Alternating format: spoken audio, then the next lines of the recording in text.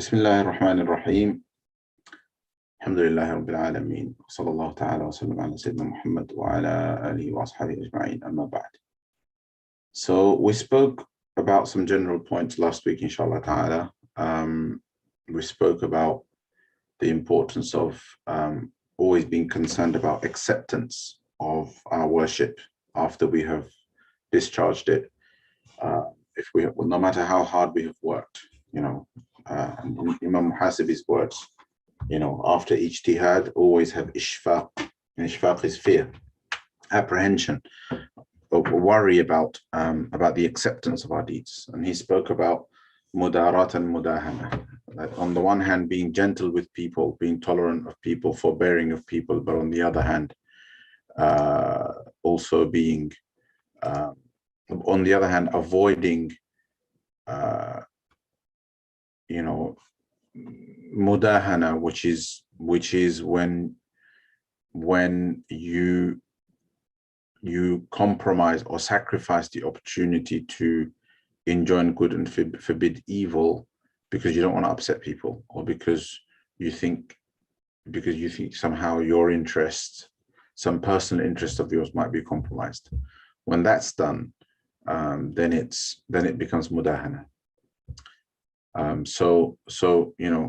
Always, nasiha, ultimately the objective should be, if something needs to be said, I say it, but one should now, mudarat is about finding the right way to do it, finding the most effective way to do it. What is unacceptable is to be completely heedless with regards to, or indifferent about the actions of people around us, just because we don't want to rock the boat. Okay, so there were two very, very important lines about this. Be good with people, be gentle with people, mingle with them, be good to them, be tolerant of them, etc., provided that it doesn't affect your deen. But never ever engage in mudahana, which is this thing about, kind of not saying anything because you might rock the boat, even though people are doing all sorts, but you maintain your friendship and so on. So it's effectively it's like they're probably going around telling other people, oh, I've got religious friends, right? Oh, then they're great, they're so tolerant, they never bother me, I drink in front of them, I do this in front of them, and they're cool, and which they find praiseworthy in you, but Allah doesn't. Allah subhanahu wa ta'ala doesn't find that praiseworthy at all. Okay, so that's the point. And generally, Imam al-Muhasibi said, and we probably couldn't finish things off properly, but as a general note, Imam al-Muhasibi says, وَخَالِقِ النَّاسِ بِخُلُقٍ حَسَنٍ وَلَا تَسْتَحْيَنَّ أَن تَقُولَ فِي مَا لَا تَعْلَمْ اللَّهُ أَعْلَمُ. That generally, always conduct yourself with people with khuluq hasan, with beautiful character and conduct. And khuluq hasan or akhlaq hasana is considered half, according to a hadith, is half of what takes people to Jannah. Right? The Prophet ﷺ was asked what takes people the most to paradise, and he said taqwa Allah wa husnul khuluq. He said the fear of Allah subhanahu wa ta'ala and good conduct. So one is to do with our conduct towards Allah subhanahu wa ta'ala, the other is to do with our conduct towards people. Essentially, our behavior towards others makes or breaks us in terms of our Jannah. Our behavior, 50% basically, 50% of the deeds that take you to Jannah is to do with your behavior towards others, your behavior towards fellow people, right? And if that is beautiful, then that's half of your deen taken care of, and the other half being your taqwa. All right, and that, the thing about akhlaq, akhlaq, the word akhlaq or the word khuluq comes from the same root as nature or as creation, right? That akhlaq is supposed to become your created nature, part of your very being, and therefore they don't discriminate. I'm really good to my best mates, but I'm not so nice to strangers.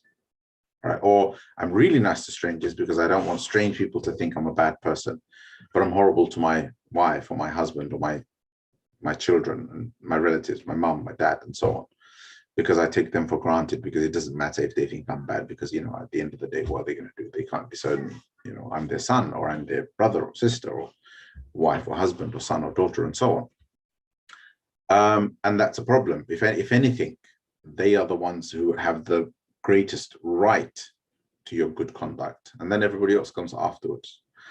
But anyway, it takes work.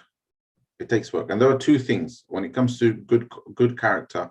There are two things we need to work on. Number one, we need to identify important character traits in which we are weak. Everybody has strengths. We all have strengths, right? Whatever our strengths are, we need to maintain those.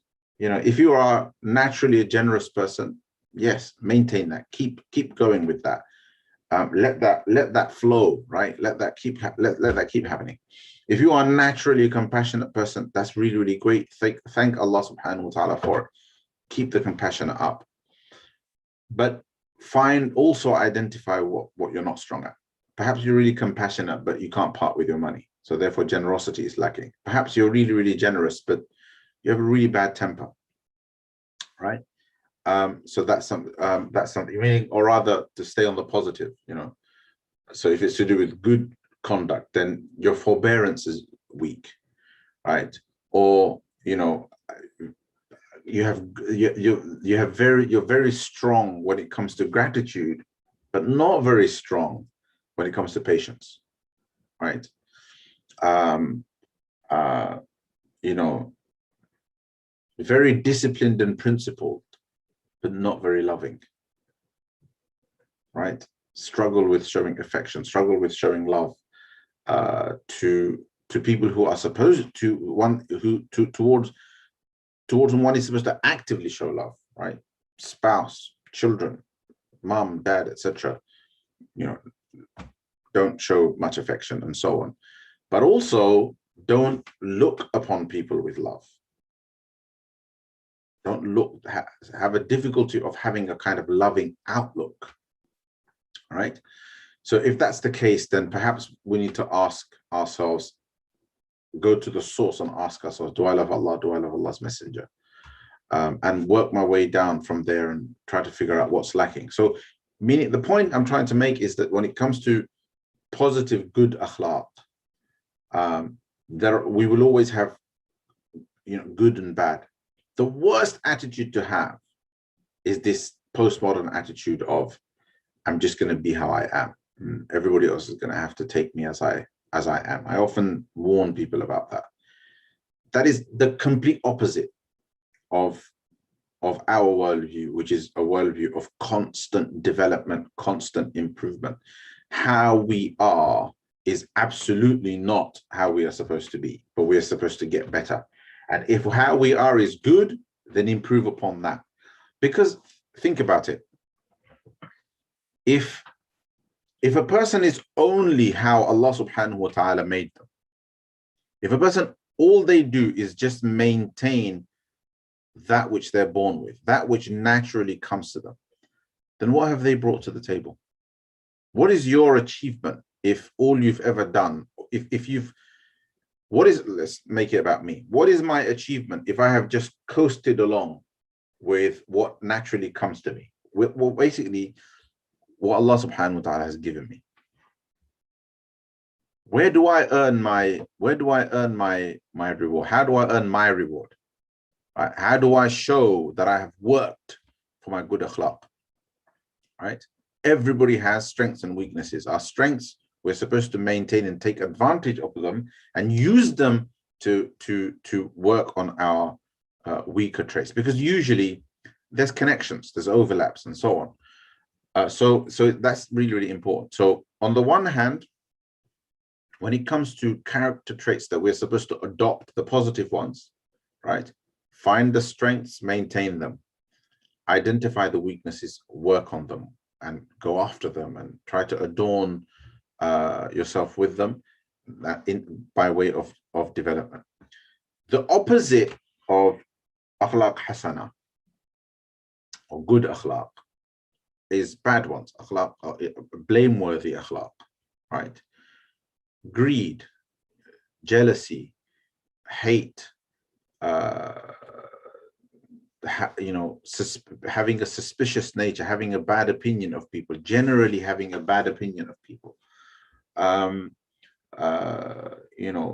being cruel and discompassionate and insensitive, and and so on and so forth, right? And this, we're not even moving into the kind of black and white of sinfulness. These are things that people do. These are characteristics of people. They just think it's just part of them. They don't think of these things as sins, right? But they're dangerous. They eat us up, right? A jealous characteristic, it's very, very difficult to realize it, but it'll just start happening, right? And then jealousy will lead to consequences. It will lead to a particular mode of behavior towards the person who is the object of our jealousy.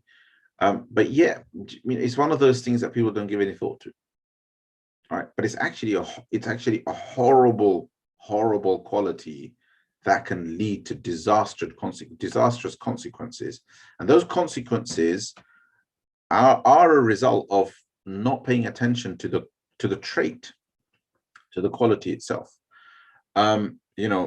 Hatred of somebody. I mean, hatred is a very clear one, right? I hate so and so. It's an easy sentiment, right? It's easy to acknowledge, easy to admit.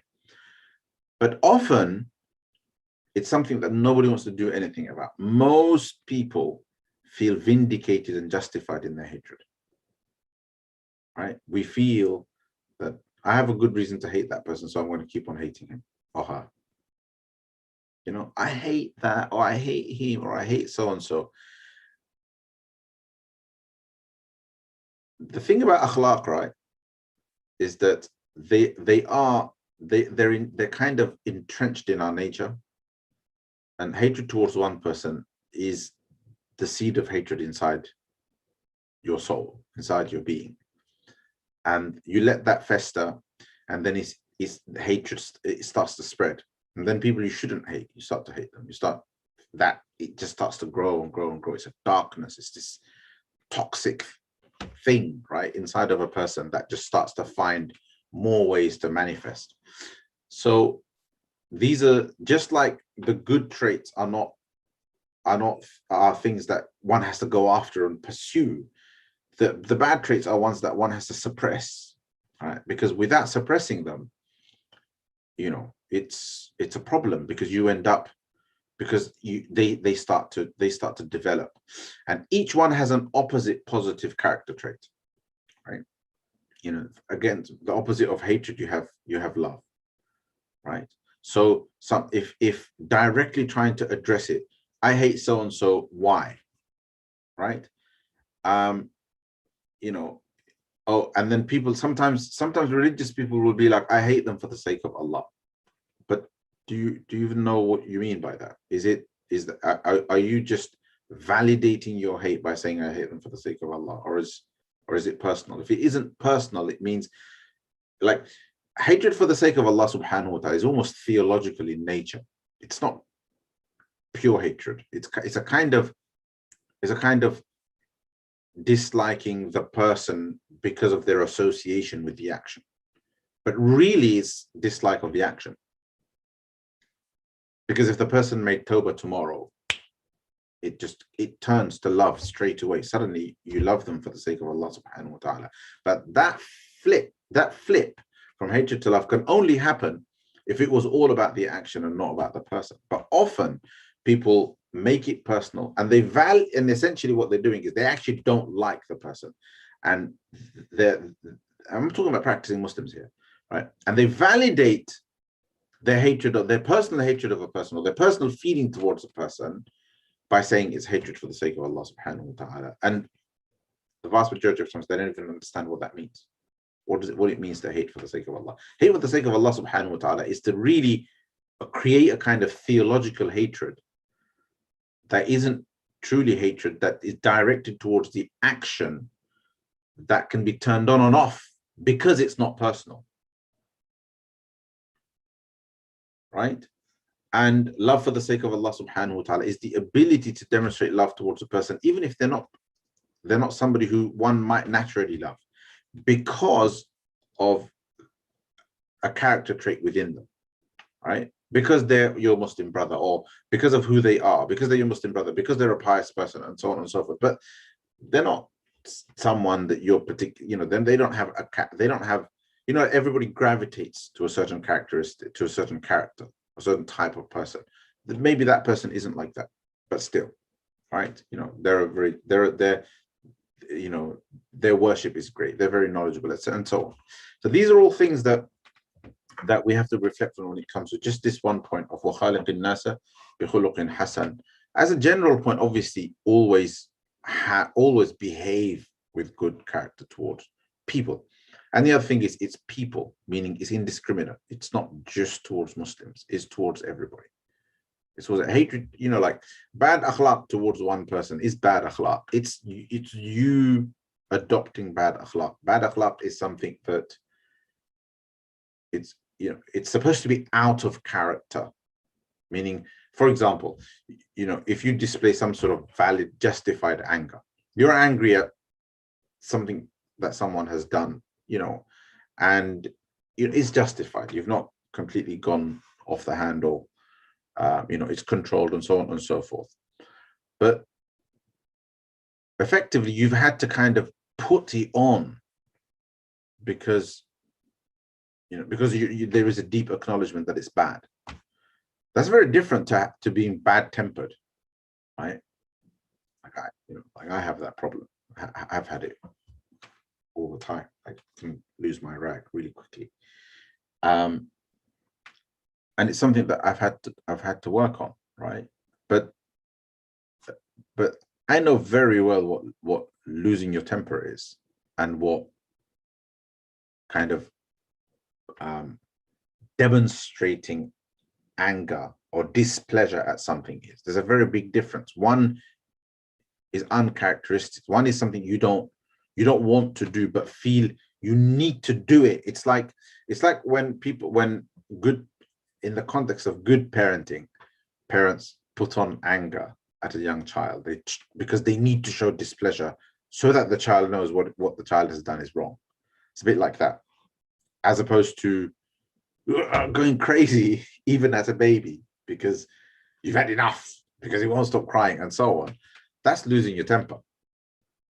Okay, that's a kind of insanity. Anyway, so you get it, but sometimes you have to reflect and just break things down a little bit to try to consider how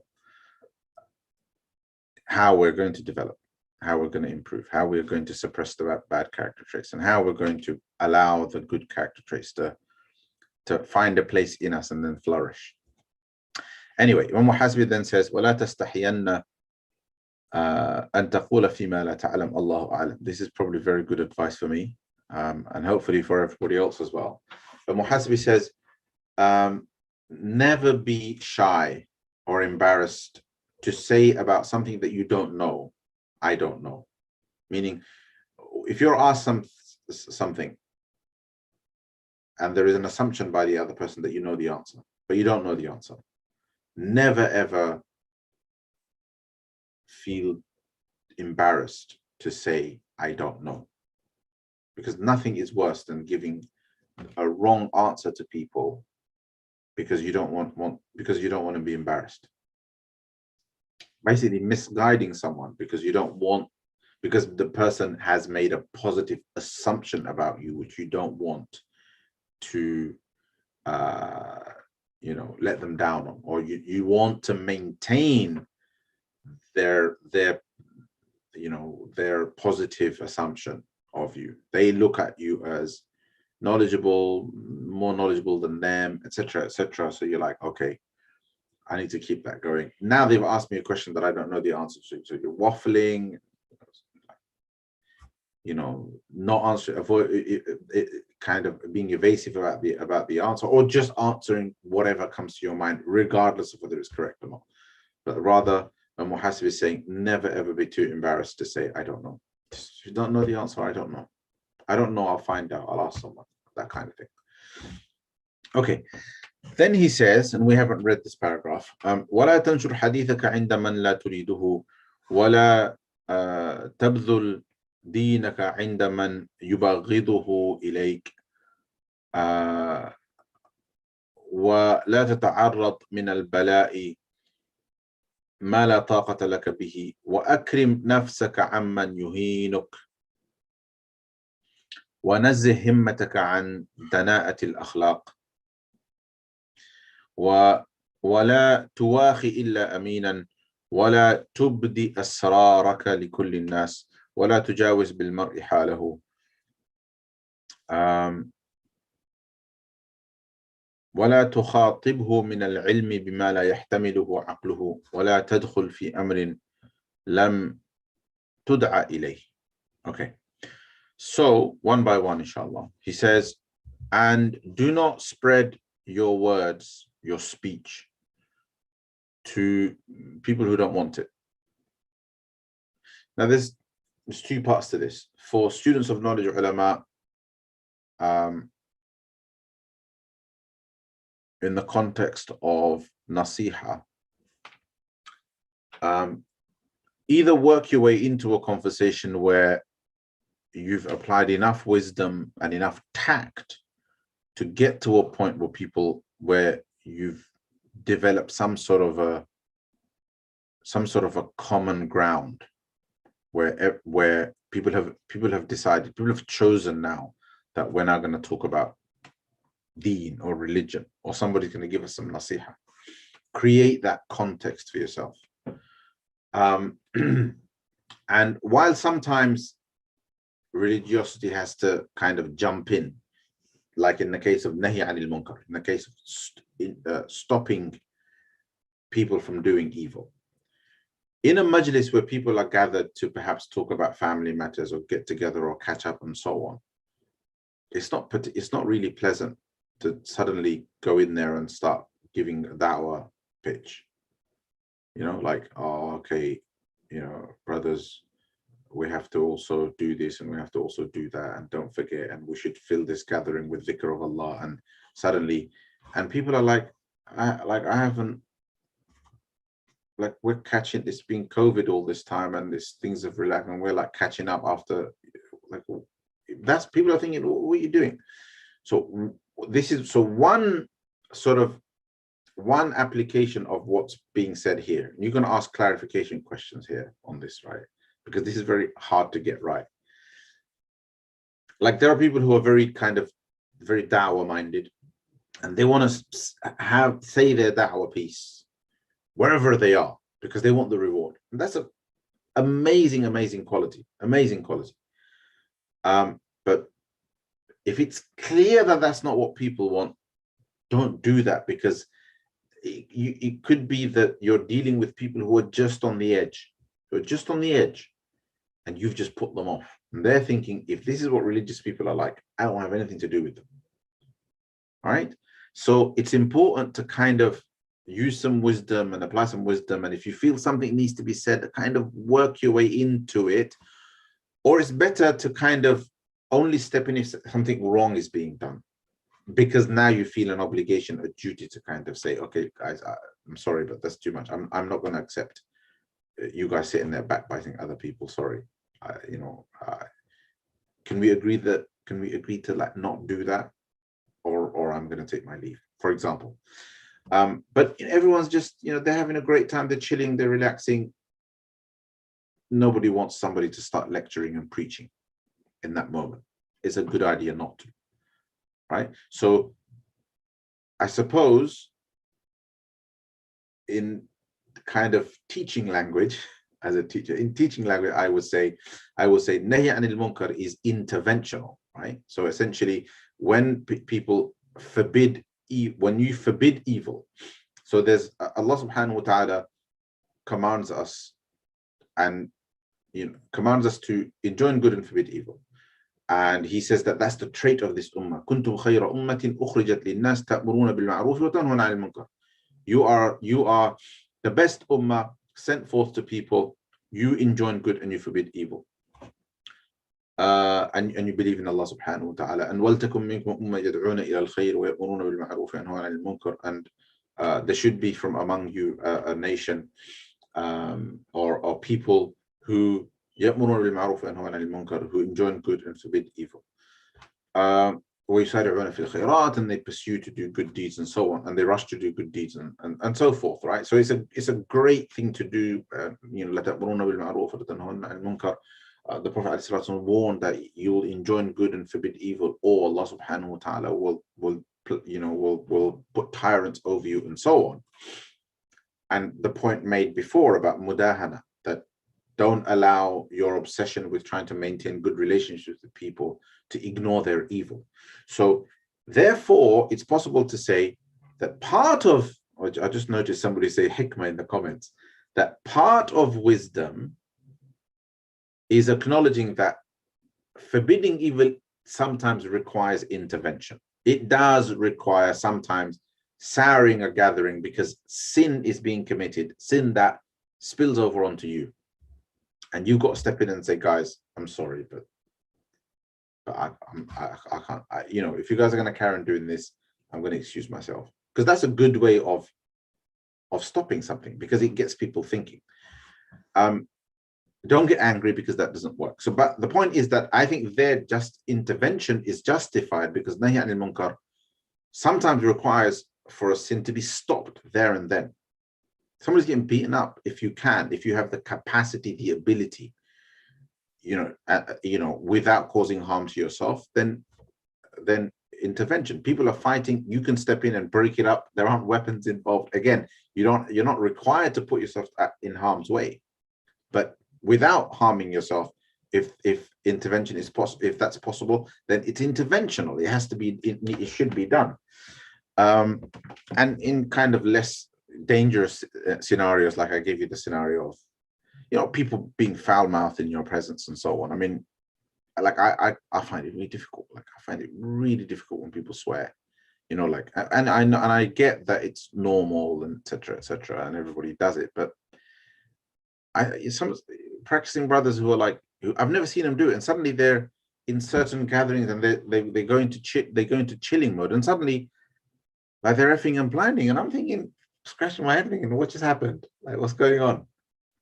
It's like all of a sudden the language has changed, the nomenclature has changed. I've never been able to understand. I can understand people doing that in anger, right? Your a cussing word or swear word in anger, yeah, it makes sense. But just in normal speech, talking about a football team and suddenly going off and using obscene words and stuff like that, doesn't make sense. I always find that difficult, right? And I sometimes, like something like that, if it's like here, sometimes intervention isn't necessary, like because it's somebody's habit. So perhaps it might be a good idea to have a word with them rather than embarrass them there and then have a word with them, later on, and talk about how it's something that really needs to be stopped. Or if everybody's doing it, then have a word with everybody together. If you have that position, but don't preach where preaching isn't welcome, because it will not have the desired effect. It just won't. It's like I've sat sometimes with people. I just want to have a normal conversation, have a cup of tea and so on, and somebody starts preaching, and you're thinking, you know what, I should be enjoying this. Like I'm supposed to enjoy it. I'm supposed to welcome this, but I don't. But this is really, really annoying, right? Because somebody's just the unwelcome preaching. So this is part of what's being said here. وَلَا تَنْشُرْ حَدِيثَكَ عِنْدَ مَنْ لَا يُرِيدُ. Don't spread your words among people who don't want it. So that's one thing. That's it's part of wisdom, right? And sometimes it demeans the word of Allah. It demeans the word of Allah's messenger. But some people are very good, and they're very wise, and they have great wisdom. They have great personality and charisma, and they can inject a good word into a conversation with great wisdom, and they have a way of getting other people's buy-in. There's a gathering just 10 minutes ago, they were talking about nonsense. Suddenly they're kind of transfixed by a conversation about, I don't know, something to do with the seerah or something, because the guys slotted it in. He slotted it in beautifully, right? Because they've got the wisdom and the charisma and so on. Yeah, I mean, it takes practice, but that is how it should be done, if it must be done. But don't, out of completely against the grain of conversation and out of context. Allahu Alam. Maybe some people will disagree with me, but al-muhasibi is saying it, but I find it just doesn't work, right? And generally, this is the kind of da'wah and preaching that people complain about. Okay, even people who normally welcome it. Okay, so basically, pick the right moments. We're not expected to be preaching all the time. Dawah isn't about preaching all the time. It's about bringing change, and that means using effective methods and effective means for societal change and for individual change, right? And that we work on ourselves and change ourselves first, and lead by example. Sometimes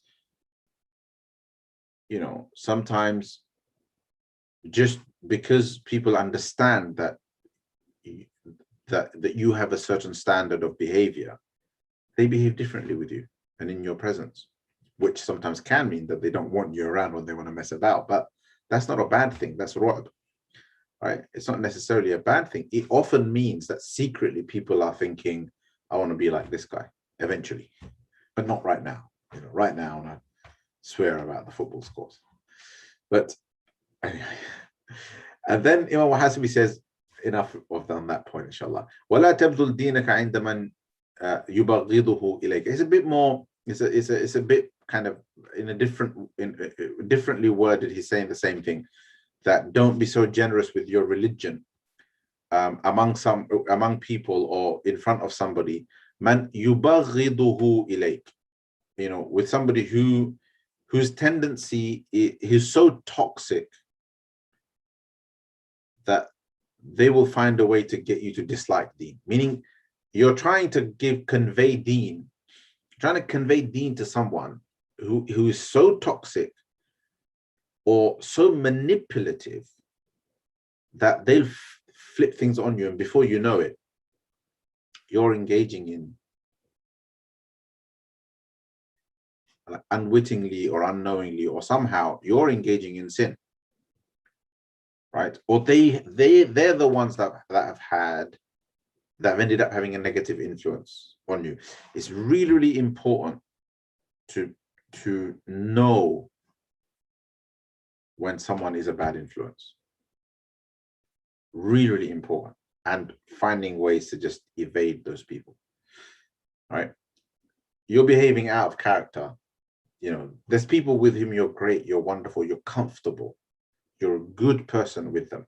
And then suddenly there's this new circle of friends. And before you know it, suddenly your language is changing and your behavior is changing and you're acting different. You start to develop some aggression and etc. Should be concerned about that. So that's something to really, really watch very, very carefully.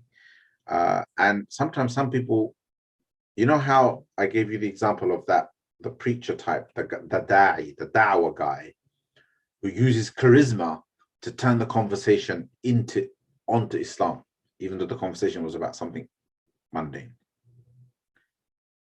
There are people who are so twisted about I don't want to use the word evil, but yes, evil, because it's sin. But they're so twisted about sin.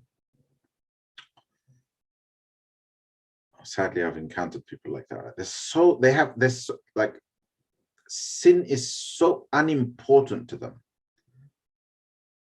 that they take pleasure in turning a conversation in that direction,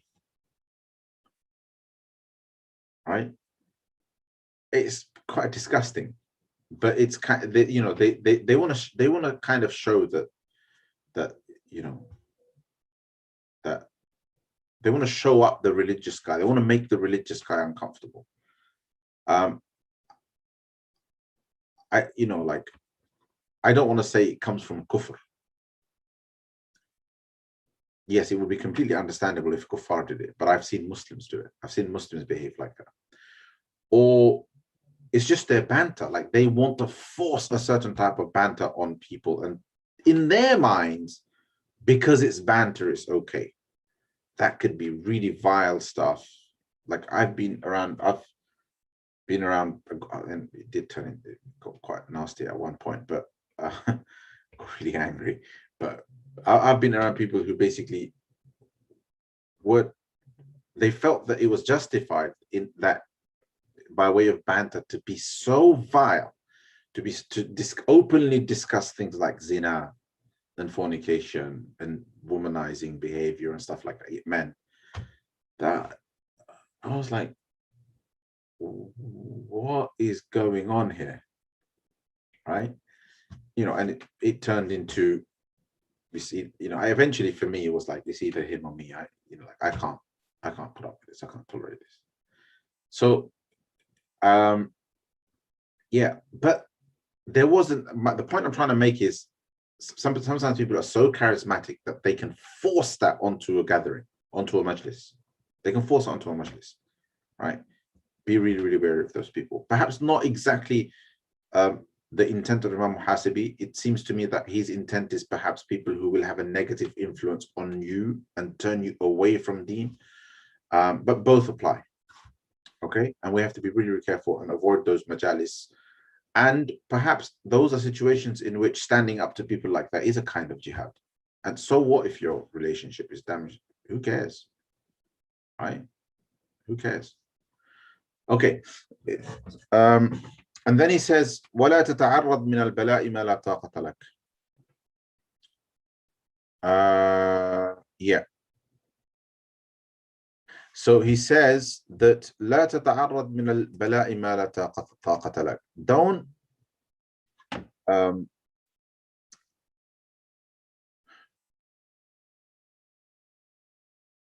do not put yourself into testing situations that are beyond your capacity. Don't take on more than what you can bear. All right. Now, there's all sorts of scenarios for this. One of them, and perhaps what he intends, is where people pursue spiritual maqamat or spiritual standards involving zuhud, aestheticism. They're trying to eat less, do with less, live a simple life, not be materialistic, etc., etc. But they're pushing the boundaries, they're pushing their capacity to the extent that it's harming them. And it's unsustainable. And that eventually they may end up breaking themselves, or they may end up harming others. They might end up, the families might crack, they themselves might crack. So it's really, really important to recognize that there are things that are simply permissible in religion, right? And keep yourself there and be in a position where you can practice your zuhud by choice, right? Zuhud in spite of wealth. It's a, Uthman radiallahu anhu was a zahid, but he was wealthy. Abdurrahman ibn Auf was a zahid. Zahid as in somebody who wasn't interested in material things, wasn't interested in dunya, was otherworldly, focus on the akhirah, and so on. But he was zahid despite having money, which also put him in an interesting position, which is that his zuhd meant he could be more generous than others. So I reckon it's I would say perhaps that's better. And if a person can pursue more, or they truly genuinely just aren't interested, then make sure at least that you're not dragging other people down to levels of difficulty that could end up being spiritually bad for them. Because there's reasons why Allah subhanahu wa ta'ala has permitted things, and sometimes the permissions are there so that people can practice the deen in some degree of comfort, right? Can be spiritual, but in some degree of comfort. Living comfortably, perhaps having 2 or 3 square meals, etc. Although some ahadith say that the Prophet ﷺ went without that for a long time. and so on. But these things are not evils, right? There's nothing wrong with them. You know, wearing normal clothes, good clothes, tidy clothes, clean clothes, you know, clothes that are of moderate quality, clothes that reflect your financial station without showing off and without excess. This is all permissible, right? The Prophet ﷺ said,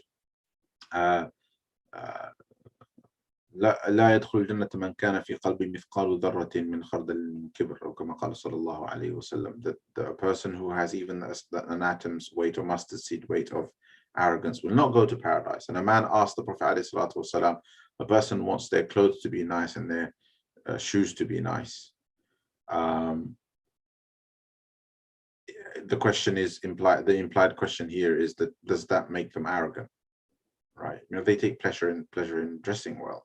And the Prophet ﷺ, in the same hadith, his response was, Inna Allah jamilun yuhibbul jamal. Allah is beautiful and he loves beauty. Al-kibru batrul haqqi wa ghamsun nas. Arrogance is denial of the truth out of arrogance and belittling other people, looking down on other people. You have a certain taste and a certain tendency, and it's within your capacity and it's without being extravagant and so on, and you're fulfilling your dues and you pay your zakah and you give more on top and so on. That's perfectly permissible as long as it does not result in you looking down on other people. It doesn't result in ostentation. It doesn't result in showing off. It doesn't result in vanity, right? The kind of the vain attention towards oneself is also bad. So there's a difference between a certain standard, right, and vanity, which is a kind of unhealthy obsession with oneself, which ultimately turns into ananiya. It turns into self-centeredness and selfishness.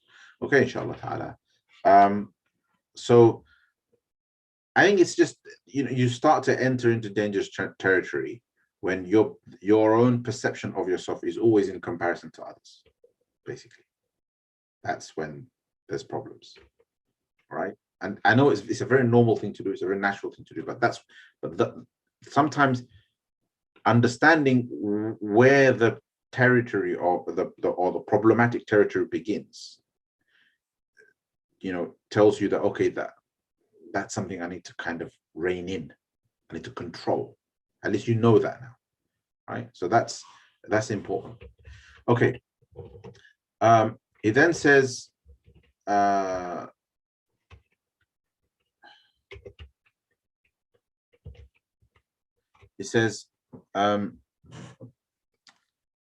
نَفْسَكَ عَمَّنْ يُهِينُكَ, and honor yourself against a person who humiliates you. What does that mean? Honor yourself against a person, or away. This can be translated as against a person who humiliates you, or away from a person. Amman yuhinuk. Away from a person who humiliates you, which would imply, I would say, I think this is more preventative. People who might humiliate you, take care of your honor and avoid them, or avoid that situation. And it could partly be interventional. A person should, it is not humility to not care about your honor and your reputation, right? There's a very, very distinct line between, or a clear line between humility, not caring about people's opinion of yourself, thinking less of yourself, and maintaining your ird, your honor. And your honor is your reputation. Your reputation is your absolute treasure. And you have to protect that with everything that you've got.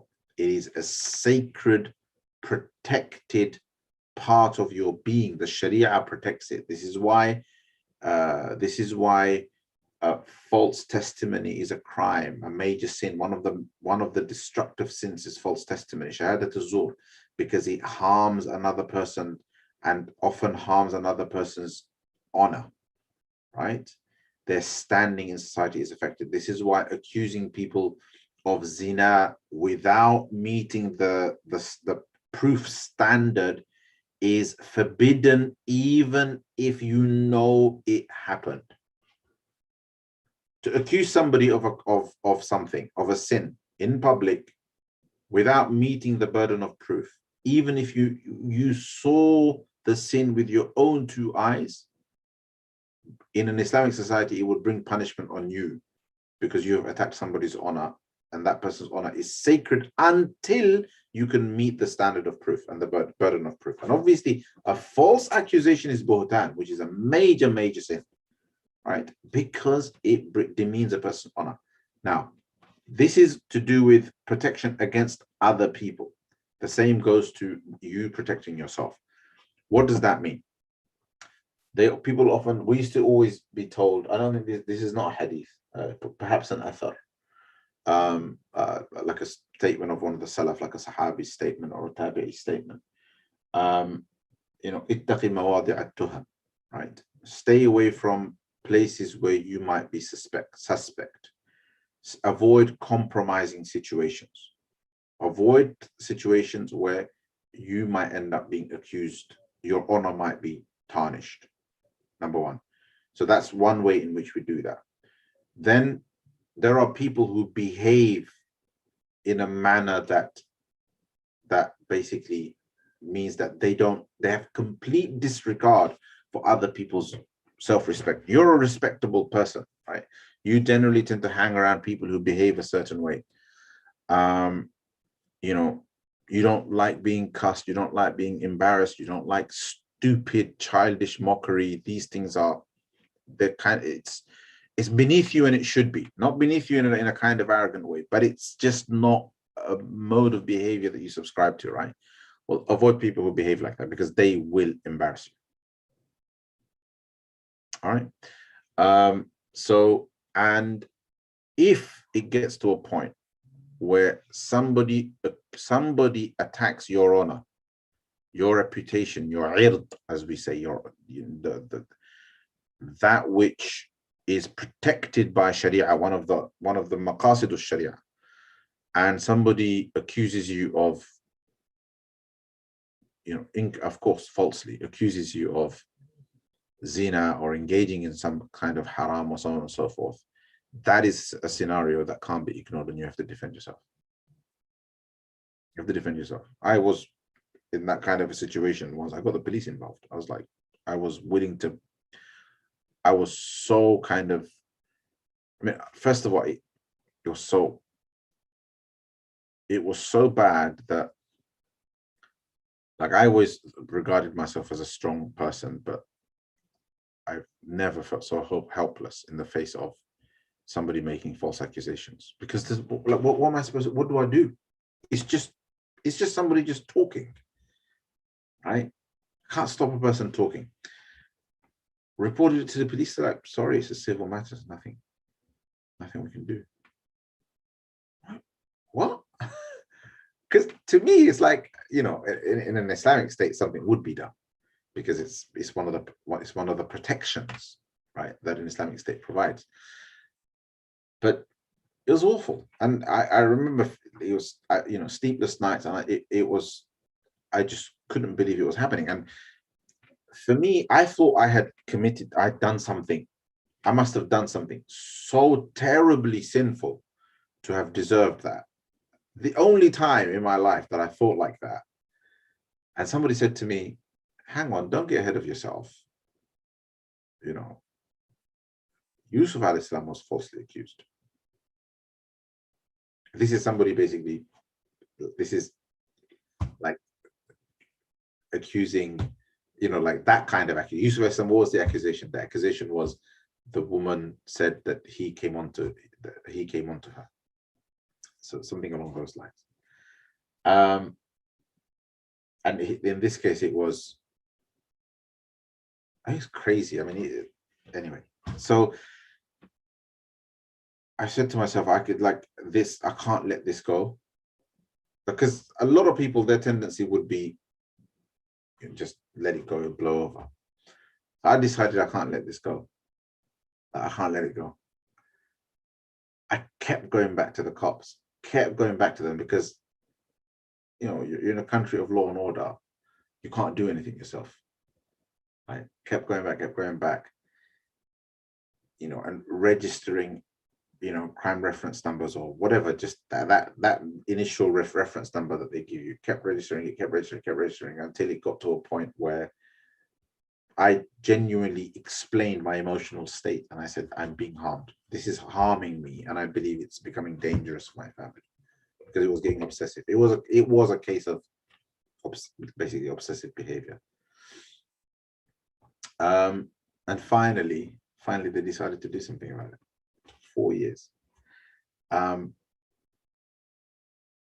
And so what, you know, like, and sometimes people are like, so what, let them talk in it, it's just talk.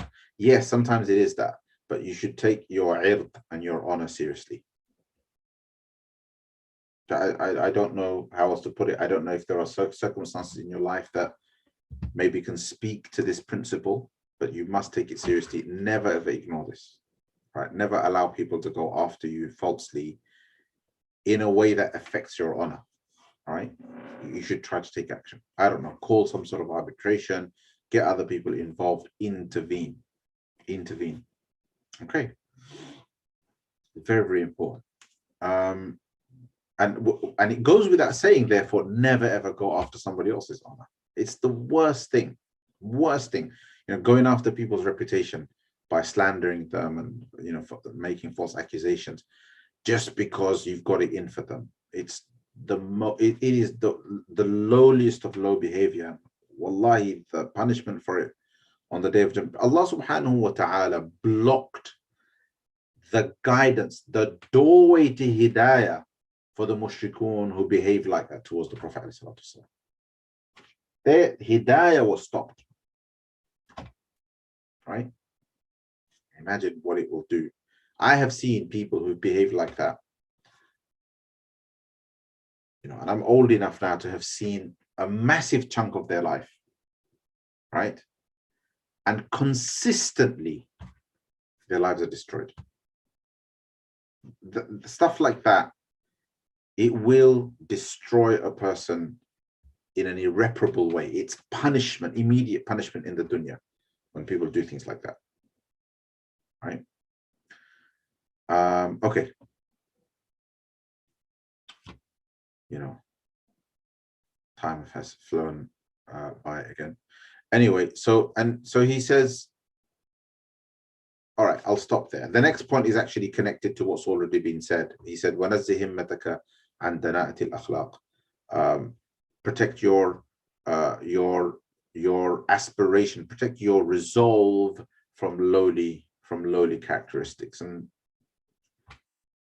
the next points, there's some psychology in it, the spiritual psychology in it. I'll talk about that next week, inshallah ta'ala. Anyway, sorry, I'm going slow. For some reason, these weeks I seem to not be able to just move on. There's always seem to be things to say.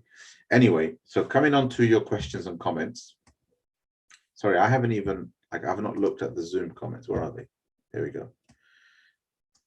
I can see a question here that is to do with what the video I just did for Islam channel. Don't preach when preaching isn't welcome. This is a great quote. I feel some exuberant brothers can very much force this on you at the masjid and even on your doorstep. Yeah. I mean, look, having said that, obviously you should also tolerate them. And when somebody does do it, if you can just bring yourself to just get past that point of, oh, I know I've been in this situation. If you can just allow yourself to just numb that feeling of annoyance for a moment, and then allow the brother to speak and just say, you know what, this is from Allah, and this is not a bad thing. Then you'll tolerate it, because you do have to tolerate it. You can't come up for somebody is trying to give you nasiha and preach deen, and now you're like, what are you doing, bro? And, you know, it's nasty. It's not nice.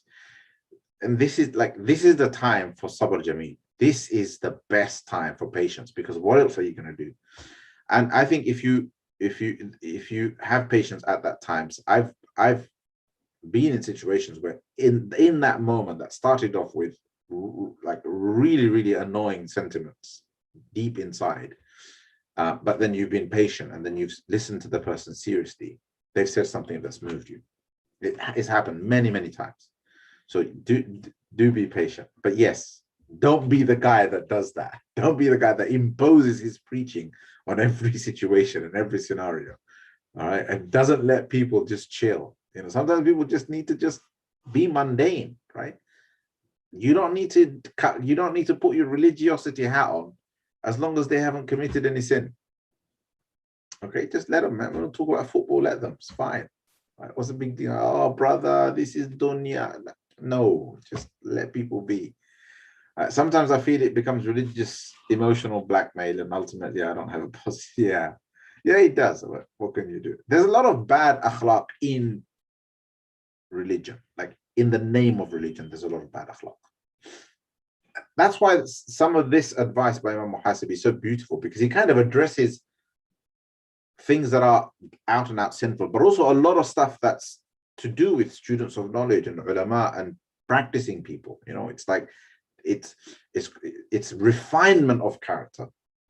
It's not just about good character, but refinement of character. Okay. Okay. Next question. Two questions. All right, I'm going to go to the YouTube people and then come back to this one. So how do we deal with people who abuse us Bengalis specifically to make themselves look good? And you're trying to do the right thing by having sabr and not being like them and reacting in a negative way. Yeah.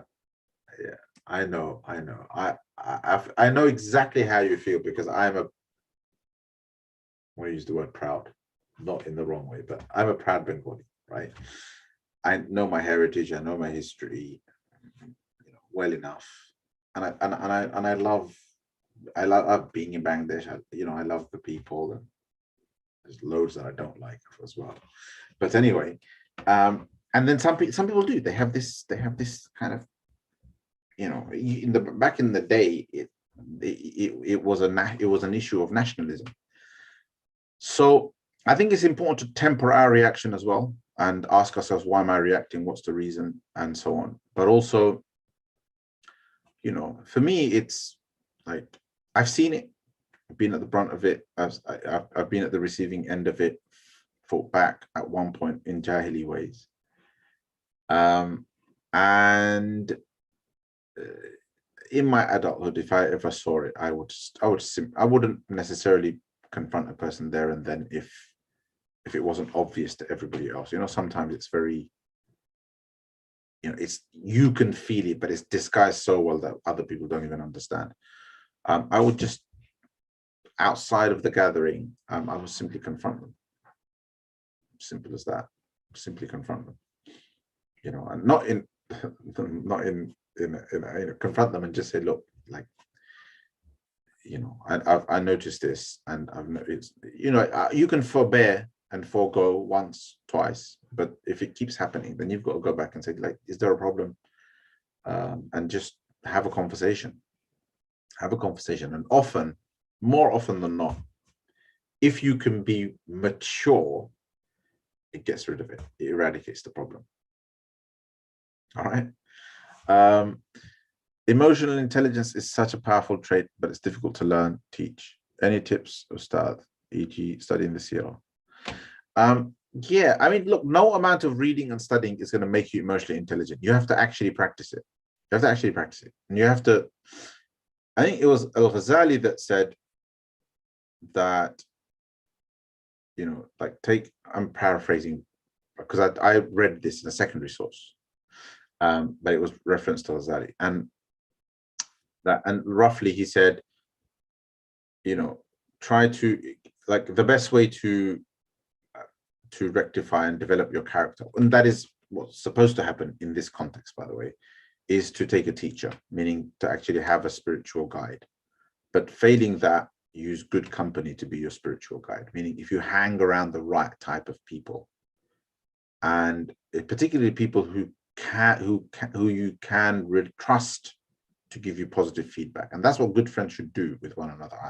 I'm very kind of blessed to have friends like that, who can actually tell you, look, like I have friends who kind of say, Shams, maybe like, like this is something you can work. If you have a spouse like that, wonderful, right?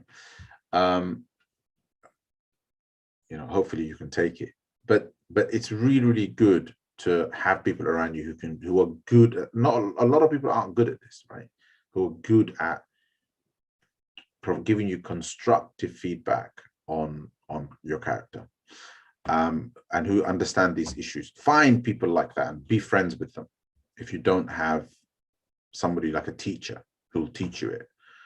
And yes, and I will say, take on a mentor. I mean, I'm not going to say a sheikh, etc., because I think this stuff is glorified too much, and people just end up with somebody giving them dhikr and that kind of thing. I'm not against it, but I'm saying if you are going to go and take on a sheikh in the kind of Sufi way, which I don't have a problem with, by the way, personally, I don't have a problem with it. I don't see anything wrong with it, and I know some people do have a problem with it. I don't. Then at least find a sheikh that can give you time, or that you can actually go to, and who will actually talk, give you feedback on your akhlaq, rather than they're just going to give you talks, because no amount of talks develops a person's akhlaq. To develop akhlaq, there has to be an element of, there has to be some analysis. You've got, that's why whenever I talk about this, it can get a bit boring, but whenever I talk about it, I always say target things. Good traits, that you're bad at. Bad traits that you have too much of. Target them. It needs to be targeted. So the same goes for emotional intelligence. Read anything on emotional intelligence, it will tell you these are the qualities when it comes to emotional intelligence, and you have to score yourself. When I used to do personal development work with students, there used to be a chart, and we used to be like, okay, let's talk about it. Strengths, weaknesses, the basic techniques. But people do SWOTs, right? Strengths, weaknesses, opportunities, threats, right? Do a SWOT on your akhlaq. Do a SWOT on your emotional intelligence. I did it for myself. I've done it for my students. It's amazing. Anybody who engages with it properly, it works. Because everybody does SWOTs for career skills, to develop themselves in their career. Do it for your akhlaq. Do it for your spirituality. See what happens. You have a written document that basically lays out right in front of you, in your own words, right? In your own honest assessment, I'm weak here. There's your roadmap, right? Now work on it. Okay. Shaykh, in the instance where we don't preach, where preaching isn't welcome, is it enough to hate the munkar in our hearts? Yes, of course. It is enough where you can't. I mean, this is from the hadith, isn't it? Like, Man ra'a minkum munkaran falyughayyirhu biyadihi. Whoever sees an evil, then let him change it with his hand. فَإِن لَمْ يَسْتَطِعْ فَبِلِسَانِهِ. And that فَإِن لَمْ يَسْتَطِعْ bit implies that each is qualified by ability, by the capacity to bring about the change. So you activate your hands, you physically try to stop it if you have the capacity to. If you don't have the capacity, either because you won't affect the change, or you are going to end up harming yourself or making things worse, then you activate your tongue, you use your tongue. And if you don't have the capacity to do that, either because it won't be effective or because it will bring harm on yourself and so on, you don't have the capacity, you don't have the authority, then then you kind of aren't able to really intervene. If that's not possible, then at least hate it in your heart. Yes, I mean, those are the 3 stages according to the hadith. Okay. Right, and moving on, this is going to be the last one, inshallah. One of the maqasid al-sharia is honor. However, unfortunately, I don't have a good definition on this. What are the main points what are the main points one has honor? If you've mentioned one of them being your sexual innocence and slander against you, chastity. Are there other things we should be aware of? Is it just all things that would attribute sin to you? Absolutely. I mean, you've kind of defined it. Basically, it's about your honor being compromised. Look, the Sharia enjoins satr awratin nas, that even people who are committing sins, their sins should be concealed. Why? Because of their honor. When a person becomes dishonorable, that's when the process of them becoming desensitized to sin starts, right? And one's being in a situation like being, if you are someone who hasn't committed a sin, right, to be associated with it falsely it's just terrible, right? It's that kind of one. It's your ird, right? It's your ird. And attacking somebody's ird is haram and a crime in an Islamic state, right? So yes, that is one aspect of it, because that's protecting yourself from sin, pursuing good character traits and good akhlaq and good deeds gets you honor in this dunya and in the akhirah. That's a valuable thing, right? So they're like being proud of one's achievements might sound bad, but it's not. It's just about being happy with where one is. The difference between a person who does that well is that somebody who is happy with who they are and what they are when it's good, is that the right spiritual response is gratitude to Allah subhanahu wa ta'ala rather than self-congratulation. Always saying, it's not me, it's not my achievement, this is the grace of Allah subhanahu wa ta'ala. But happiness at that state is exactly what we're supposed to feel, and that is pride, right? قُلْ بِفَضْلِ اللَّهِ وَبِرَحْمَتِهِ فَبِذَلِكَ فَلْيَفْرَحُوا. Say it is by the grace of Allah and His mercy. That is what people should be happy with. That is what people should rejoice about. So yes, we should be happy and proud, but pride meaning happiness, not pride meaning a sense of taraf or a sense of being above others. That's arrogance. Arrogance is always relative to others, meaning that arrogance is always about thinking one is better than others, not about acknowledging the blessings of Allah subhanahu wa ta'ala upon you, both worldly as well as religious, right? And thanking Allah subhanahu wa ta'ala for it, as well as thanking those who have played a part in it. And the hadith says, right? لا يشكر الله لا يشكر إلا من لا sorry من لم يشكر الناس لم يشكر الله. وكما قال the hadith, I think the wording of the hadith is slightly different, but it's in Muslim Ahmad, right? That whoever isn't grateful to people isn't grateful to Allah subhanahu wa ta'ala.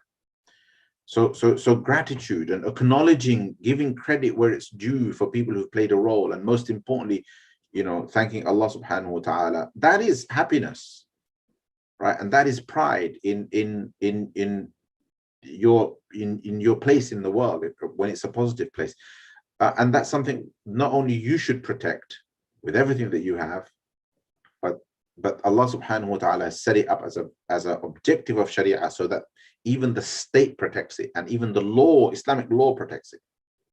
All right, inshallah. Anyway, Jazakumullahu khairan. Let's stop there.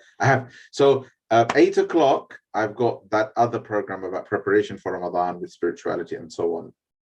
So I probably will end up with some overlap, but anyway, that's in 15 minutes. All right, it's going to be on the YouTube channel.